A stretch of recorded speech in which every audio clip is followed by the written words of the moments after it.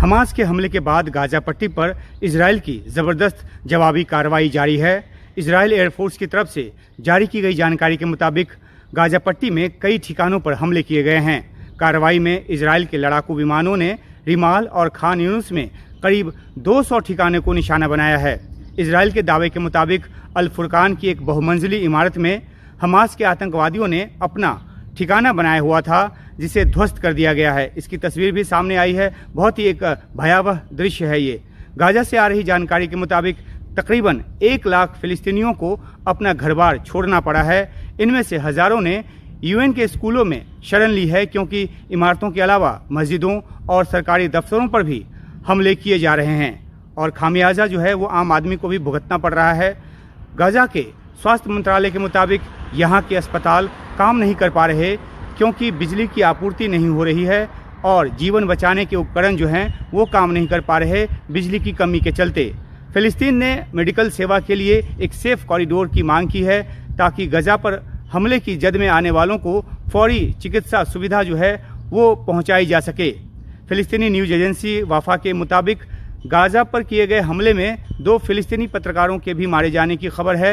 इसके अलावा 3 पत्रकार जब वो वहाँ सड़कों पर रिपोर्टिंग कर रहे थे, उस दौरान उनको गोली मारी गई, जिससे उनकी मौत हो गई है। गाजा के लोगों का कहना है कि इतने बुरे हालात उन्होंने पहले कभी नहीं देखे। पहले भी जो छिटपुट वारदातें थी होती थी और इजराइल की तरफ से जवाबी कार्रवाई होती थी, लेकिन इस बार का जो पैमाना है बहुत बड़ा है। इजराइल की तरफ से की गई नाकेबंदी के चलते गाजा में जीवन की मूलभूत ज़रूरत की चीज़ों की भारी किल्लत पैदा हो गई है और इस बीच गाजा से बाहर जाने की कोशिश करने वालों को भी अब रोक दिया गया है। इजराइल डिफेंस फोर्सेज ने पहले ये कहा था कि जो गाजा से निकलना चाहते हैं वो मिस्र के नियंत्रण वाले क्रॉसिंग से निकल सकते हैं, लेकिन अब ये कहा गया है कि इस बात की समय सीमा ख़त्म हो गई है, अब कोई बाहर नहीं निकलेगा।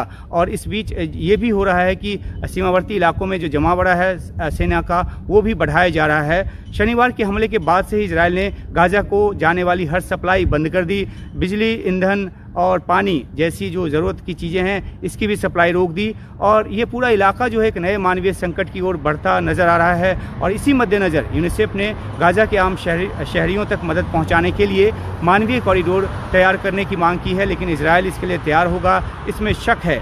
प्रधानमंत्री नेतन्याहू ने जो बयान दिया है उसमें साफ उन्होंने कहा है कि इस हमले का ऐसा बदला लिया जाएगा कि दुश्मन की पीढ़ियां याद रखेंगी। तो इससे ये पता चलता है कि हमास के आतंकवादियों के इतने बड़े हमले के बाद जो इजराइल है वो कितने गुस्से में है। इससे इजराइल को एक मौका मिल गया है। सैकड़ों की तादाद में इजराइल के नागरिकों को जो अगवा कर गाजा ले जाया गया है, इससे इजराइल और ज़्यादा गुस्से में है। इनको छुड़ाने के लिए बातचीत जारी होने की जानकारी आ रही है, लेकिन इस बीच हमास ने अपने कब्जे वाले इजरायली नागरिकों की हत्या की बात कर दी है और ये कहा है कि अगर गाजा पट्टी पर हमले न रोके गए तो वो एक एक कर इजरायली बंधकों की हत्या करेगा और उसका वीडियो जारी करेगा।